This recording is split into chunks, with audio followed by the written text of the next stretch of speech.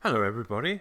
It's Adrian Plass here. Yeah, and it's Bridget, and we now have the information we need, don't we, Adrian? Because we know what number we are. Do we? We're number 85. Having said we excellent. were All 85 last week, we are now number 85 in Sound in the Shadows. We're going to go on doing number 85 for some weeks. No, we're not. Okay. So, one of the big mistakes I made last week was telling some very stupid jokes, which means other people send us jokes. Whether they're worse or better, I don't know. I'll give you a few examples. This is one person's jokes, isn't it? Yeah, I'll give you some examples. This is one person, yeah. The historian had a bad day at work, but he put it behind him. Right, that's one. The lepidopterist thought his apprentice knew what she was doing, but she was winging it. I think that's clever. Yes, right. The surgeons were arguing, this is complicated, this one. The surgeons were arguing during a transplant operation. The anaesthetist told them to cut it out. They retorted by saying, "Oh, shut up and go back to sleep." Well, I think they're pretty good, and I'd love to hear some more. You've got one that isn't yours, haven't you? Well, no, this is the same person actually sent this, but did admit that they hadn't made it up. So you may have heard it, but I hadn't heard it before. Did you hear about the Buddhist monk who refused anaesthesia for his root canal? He wanted to transcend dental medication. I think that was very cool. Yes, it's interesting. I'll tell you one more of mine was about... Go on. Well, it's about you, and, we got married, and you were already married, weren't you? And you were getting on very badly with your first husband. This isn't actually true. No, it's very badly not. with your first husband. And you fell out of the window one day when he pushed you, and you went right over the fence and landed on the trampoline in my garden, and you married me on the rebound, didn't you? Anyway. Yeah, well, you know what's going to happen, don't you? What? People are just going to get the first bit about me having been married before and, right. and you on the trampoline. All right. The Look, rest Bridget of it, wasn't married before. There was no trampoline. She didn't marry me on the rebound. Right. Okay. All right. So what are we talking about? Well, I think for me, this week has really been a very strange one, I think for you as well, Adrian, and probably for other people, in that there's been major pieces of news, one after the other, and in a sense they don't have anything in common. There's been the whole thing about Djokovic in Australia, and then for those in the UK, there's been a huge amount about our government and about parties that shouldn't have been. And then, of course, there's been news about a member of our royal family. And the thing that's so different and yet so much in common, because the more I thought about it, the more I thought that these are people who somehow may have come to believe that they were above the law. They were maybe lawmakers, or they were number one in the world at something, or they had a background that might excuse them from something. And I'm not talking about the facts of any of these situations. I'm simply saying those have been the stories, really. They have. It must be really difficult, though, I imagine, when you get more and more important or famous or whatever, and everyone you meet tells you how wonderful you are, and the things you say are greeted with huge admiration. You've got to have people around you who will tell you the truth and give you good advice. And I tell you, some of the problems people have that we have encountered are because they're given advice that sounds all right, but actually it's not good advice. I remember when I started work with children in one of the places we were at, and in this unit, I think there was only one girl, actually. That's right. And she came home from school, and they'd written a note to come home with her, saying she clearly hadn't showered, or she looked as though she hadn't looked after herself that morning. And everyone was up in arms about this and said we must tell them we don't like hearing comments like this about our kids. And I didn't want to say it, but I just thought, this is madness. And I said, well, no, we don't. We want to thank them for letting us know so quickly so that we can do something about it. And I know that some of the people who were there, who obviously didn't know me, were not happy about this at all. But I thought, we need the relationship with this school. And actually, I think it did work that we did that and we got back. I could have been wrong. I don't know. But there comes a time when I think, you have to say to people, this is how it is, and even if it upsets you, even if you don't like it, you're going to hear it. You have to hear it. Yeah, and what often happens is things go on and on and on, and nobody does say anything, and you end up in a situation. Well, let's just go back to Djokovic. Obviously he was told it would be fine. How could the Australian Open do without him? Yeah. And you end up with a situation which has actually been very humiliating for him. And whatever you think about the things that he'd done, he clearly did have some lousy advice. It isn't nice bringing bad news, is it? I was thinking, Adrian, we've I'm sure we're probably the only people, but we've got hooked on Junior Bake Off. Okay? Yes, we it's are on hooked at 5 on Junior o'clock in Bake the Off. afternoon. Yeah. But we just love it. I mean, we loved Bake Off, but we love even more the children doing cooking. And we love the juniorness of it, that they often go and help each other and they really care about each other. But it's yet another of these reality things where at the end of each episode, there's the good news because somebody's going to be a star, whatever. And Star Baker. Star Baker in that case, but it could be star woodwork maker or star potter or star whatever. Yeah. But then there's the bad news because somebody has to go home. I know, and they always cry, don't they? It's always tough. Oh dear, I can't stand it. But saying the bad news is always tough. And sometimes advice is risky, isn't it? Yeah, it is. And we're one of our favourite examples. By the way, what do you call a tennis player who can't clean the floor? Adrian, I have no idea. What do you call a tennis player who can't clean the floor? Novak Djokovic. Yes. See, Novak. Anyway, I do see that, what I was going to say was one of our favourite characters in the Old Testament, or one of our favourite stories, is the story of Naaman, which I know we've mentioned before. Naaman famously was healed from his skin disease, whatever, possibly leprosy. We don't know. But he actually got very proud, didn't he? And he said, Elisha didn't even come out to see me. I'm going home. I've got 2 beautiful rivers to bathe in. He said, go to the Jordan. I'm not bathing in that dirty little stream that he's talking about. And they set off home. Now, you can only think that he must have actually had a reasonable relationship with his servants, because in those days, servants didn't really argue with their masters much. But one of the servants came to him and said, look, if he'd asked you to do something really difficult that you thought was in line with how important you are, that's right, you'd have done it. Yeah. But he's just saying, go and bathe in the Jordan 7 times. Maybe you'll be healed.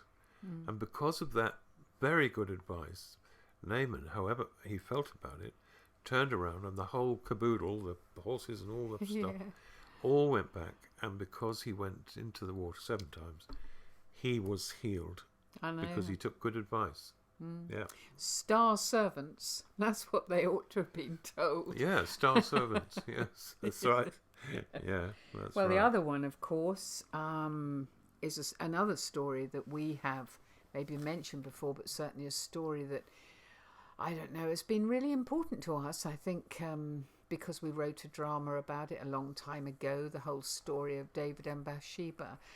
And the fact that at one point... You just tell people briefly what that story is, because I think most people will know it. I mean, some David had lots of wives that were perfectly fine to have, but he had become above the law. He was the king.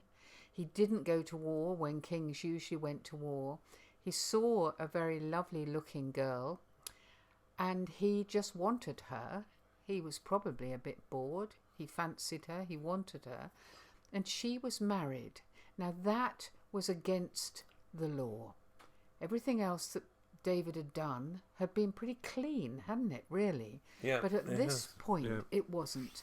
He took her, and not only did he sleep with her and she became pregnant, and I'm sure she didn't have a lot of say in any of that, actually, but also he then set about to murder her husband in order that his sin wouldn't show up.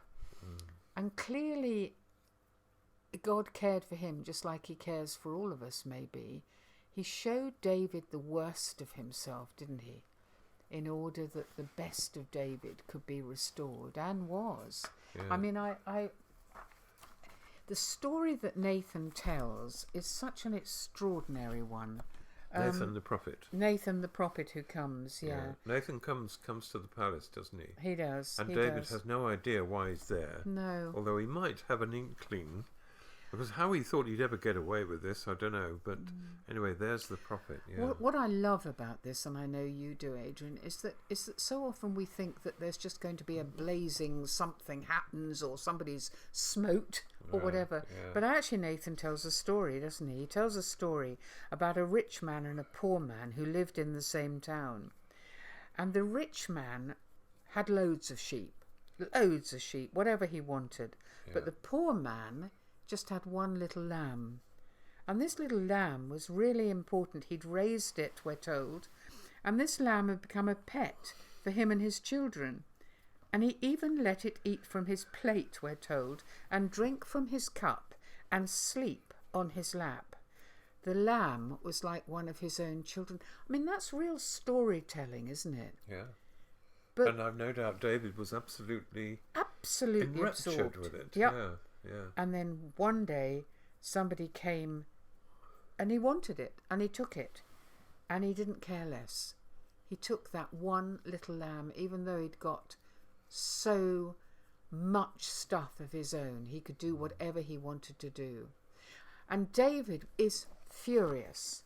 And David says, "Who is this man? He should die." And Nathan says, "It's you." And what Nathan does is pierce in that story right into the very centre of what has happened to David.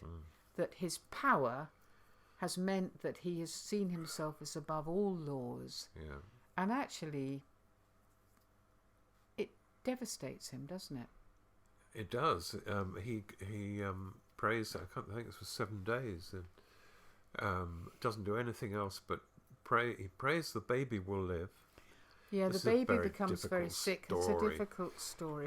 But at the end of that time, he recovers and he gets dressed, and it's very minute detail in the Bible. Does his hair and things.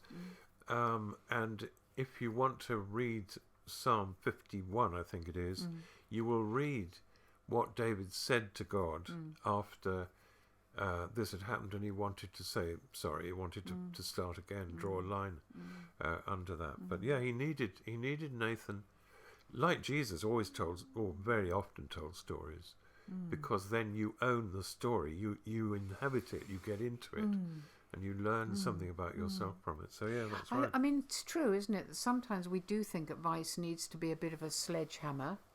And in this case, it was so subtle because, as you say, David owned it. David said, "No, this man should die." And then had to face the fact that it was him. And maybe sometimes when we think we do need to tell somebody something that's difficult, we do need to allow God to get into our imagination and trust that if we're thinking it's wrong, then probably God does as well. I don't know, maybe that's taking it a bit far. Well, really. I certainly think that having a style of telling people things is not a very good idea, because people are so different. And I know that some of the people that perhaps we've had to once or twice, or I've said to people things that I was worried, quite frightened of telling them, because but if they know you value them, if they know you have a relationship with them, you can do this sometimes. If you're coming in from outside and crashing into somebody, that can get very, very Or difficult. if you just think you're so jolly right, Yeah, and they're exactly. so jolly wrong. Yeah. And I mean, all of these situations that we've mentioned have been quite polarising, haven't they, really? But yeah, it's quite interesting. We don't have those kind of things, do we, where you criticise me heavily and then... No, never, darling. No. No. Oh, dear. Jesus too. I mean, the whole basis of his coming was to reduce God reducing himself. Yeah. And him never taking advantage of the fact that he could do magic tricks.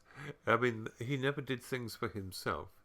He didn't turn the stones into bread. He didn't accept the things he could have had. He didn't try to do things by twiddling round. He told stories. He looked after people. His heart was drawn to them. Yeah, he didn't even do sweeping healings, did he? He healed individually, one by one. I mean, there was no, as you say, no sort of wafting around in like magic. It was much more personal, much more relational, like the thing with Nathan and David, really. I mean, he did tell people they were wrong in no uncertain terms, and sometimes not very kindly if he felt they needed it. But he didn't seem able to stand people who had got above what was right. I think that probably, as far as we can tell, that was what angered him most, was hypocrisy and ill treatment of people who were supposed to be looked after. And he had to deal with some pretty lousy advice sometimes, didn't he? We dealt with it very immediately and directly. One of them was when his disciples thought they might cash in on his success, sort of, didn't they? And right at the beginning. Yeah. Right at the beginning. Again, I'm sure in the long distance of talking on these things, we've talked about this, but I don't know, there was that moment, wasn't there, when they came to him and they said, everybody, you have become so famous. And Jesus said, well, that may be so, but I'm going out to the villages and towns because that's why I came. But that is the way of the world, that you take success and you build on it, whereas Jesus said, I'm going to go to places where they have no idea who I am, and I'm going to stand up in the synagogues and I'm going to talk to them. Yeah, And they were tiny synagogues, some of them, weren't they? Oh, we saw one, didn't we, in Israel? Yeah, they weren't big, grand places. They were like little Methodist chapels. Just the thought of Jesus standing in this tiny place we saw and saying words that would echo down through history for 2,000 years and be iconic words. Yeah. Well, it's interesting, isn't it, Adrian? Because obviously the resurrection is the reason that there was so much power, and the Holy Spirit coming, so much power. But going back to the Gospels every time is a reminder, isn't it, of this whole thing about not getting above ourselves, not getting involved in power games.